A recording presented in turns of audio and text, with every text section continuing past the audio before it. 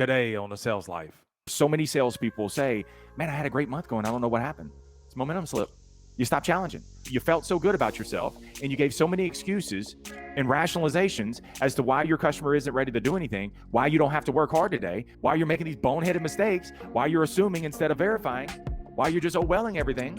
You're doing all these kind of different things and you've lost your urge to challenge. This is the Sales Life. I'm your host, Marsh, and I created the Sales Life because I believe sales is the best profession and life is the greatest gift.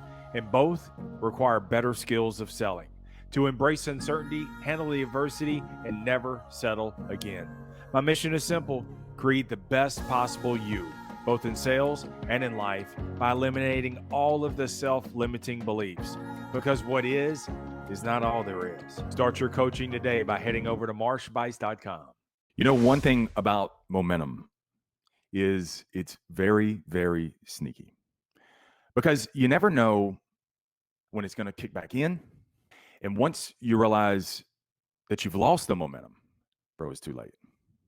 We all have momentum and we all suffer from momentum slippage. And what's super, super difficult, man, we don't know when it's coming back. And when we lose it, we're like, I don't know what I did.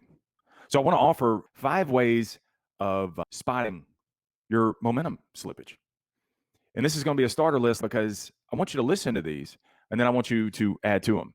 Here are 5 ways, man, that you can spot momentum slips. Number 1, the first momentum slip to recognize is the boneheaded mistakes. And the boneheaded mistakes, man, are the things where you're just like the Homer Simpson, where you're, oh, these are things that you never mess up on, that you knew better, yet you made that mistake. That's momentum slippage right there. And you got to recognize that. Don't just shrug it off because it's huge. Many times we see these where you say, come on, Marsh, you got to tighten up. But if you're not, if you're just like, man, I don't know why I messed that up. I don't know why I made that mistake. It's momentum slip and it's going to get worse. Number 2, assuming instead of verifying. Many times we assume because we're too lazy to really do the checking. I don't really feel like that right now. I got a lot of stuff going on, right?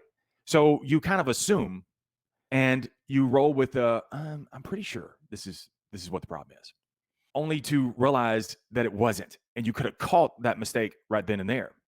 So even when you have the urge to assume and you're pretty sure, if you're not 100%, stop right then and there and find out what the answer is. Just to bring you into my world, many times like for participation with a bank, depending on what the term is, how long they finance it for, depends on what my spread is.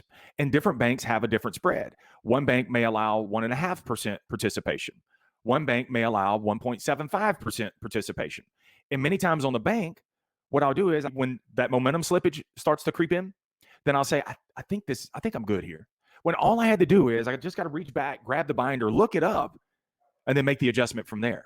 Okay. See, it's little things like that, man. But those little bitty things are what's going to amount to massive consequences later, potentially. Number 3, this is where you go with the oh well versus actually correcting. This is where you say now versus maybe later. Catch the error. A lot of times, man, when you oh well it, this is where you say,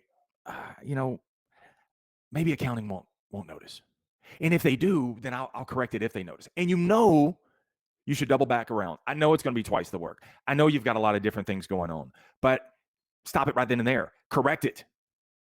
And then move forward on that. This is where a lot of times what you'll say is well, the office, man, they love me upstairs. So they'll probably let me slide by. They'll give me a pass on this. No. When you spot the error, dude, fix it. Because like I said, and I keep reiterating, this is going to cost you big time later. One mantra that I live by is how you do the smalls is how you do the alls. And I tell my finance guys that all the time. How you do the smalls. And that's every single little blank. That's every single little document that has to be done correctly. How you do the smalls is how you do the alls. Because one thing that you have to remember is that details can pay dividends, massive dividends, or they can lead to destruction.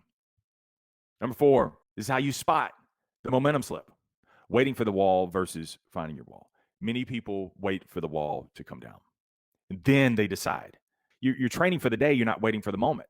This is where you actually find your wall. This is where you choose hard. This is where you choose the challenging things. Everybody else is waiting for the wall to come down. Everybody else is waiting to be told what to do. And what the optimal performers do is the pros, they find their wall. In Ryan Serhant's first book, Sell Like Serhant, every single day he said, I work to find my wall. He puts his back against walls. He finds those walls and he puts his back against it instead of letting the wall find him. This is going to build a tremendous grit and perseverance and fortitude and an ethos, man, that no one can take from you. If you're willing to find that wall, then no one can stop you because you're willing to go at it versus let it actually come to you. And the last one, man, we're going to wrap it up with this one. Challenge everything. Challenge everything. Super big. Here's what happens. When you get on a winning streak, you stop challenging. And you stop challenging because you're doing so well. It's like getting free money. This is why lottery winners end up worse off than they were before because their natural reset point is super, super low. So when they're way high, then they do acts of self-sabotage and work themselves all the way back down.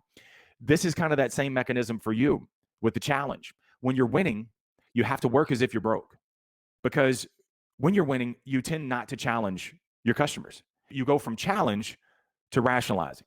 So you start rationalizing the fact, oh, they weren't serious. Oh, they're not ready. Oh, they're too far out. Oh, they're too far negative. Oh, they don't have any money. You assume these different things. So the minute the customer tells you no, because you've already said it no, this is the second time you're hearing no, but it's just the first from the customer, but you heard it in your mind. They're not doing anything. Hey, y'all want to buy it? No. Okay. And this is where you turn and you walk away and you're like, it's no big deal. It's no big deal because I'm doing so well, right? This is where momentum is super, super slippery, sneaky. So when you start doing that and you're not challenging, you're not working as if you're broke, then you start rationalizing and you do this deal after deal after deal. And so when you were actually ahead of the game, you were doing so well because you rationalized everything. You didn't challenge anyone. Then you started giving your house money away. And this is why you hear so many salespeople say, man, I had a great month going. I don't know what happened. It's momentum slip. You stopped challenging. You felt so good about yourself and you gave so many excuses and rationalizations as to why your customer isn't ready to do anything, why you don't have to work hard today, why you're making these boneheaded mistakes, why you're assuming instead of verifying, why you're just welling everything. You're doing all these kind of different things and you've lost your urge to challenge. We talked about this many episodes ago about building your bats up. Major League Baseball player Pete Rose told a young and up-and-coming Major League player, Keith Hernandez, he said, you have to build your bats up. Never waste an at-bat, even if it's a blowout. The way that you get into the Hall of Fame is working your percentages, and you never give a bat away, even if it's a blowout. Same thing for you. Even when you're doing super, super well, you work as if you're broke. You're building your bats up because when you can build your bats up and you get that cushion, now you're playing with house money. And house money is super, super great if you work it right, if you continue to add to the house money. What better time to challenge, to actually get in there, to try new techniques, all those kind of, what better way to do it right then and there when you got a hot hand going versus sometimes when you're playing from behind. I just need this deal. And that's what happens. A week ago, you were way ahead of the curve. A week later, you're behind the 8-ball. You stop challenging. And you let the momentum get away from you. And momentum has got a tremendous lag to it. It's like eating a Whopper. One Whopper ain't going to kill you. 500 Whoppers will probably kill you, okay? And that's what happens in our lives is we eat this one Whopper and we say, oh, my God, I didn't die. I'm okay, so I can do it again. That's what we do in our sales life too. So we sit there and say, oh, I don't have the challenge, and I'm still good. I still got a great month going. Oh, well. And before you know it, your career is DOA. I'm going to leave you with this. Always remember this about momentum. If you hear one thing, when it comes to momentum, it's easier to keep it going than get it going. So once you get it going, and sometimes it may take you weeks to get it going, there's a lag between that. So just because you do it for a week and it's still not working, it's because you haven't reached that tipping point yet. You have to keep I always say, feed the machine, feed Big Mo. Every single day, man, you got to feed Big Mo. So you're feeding the momentum.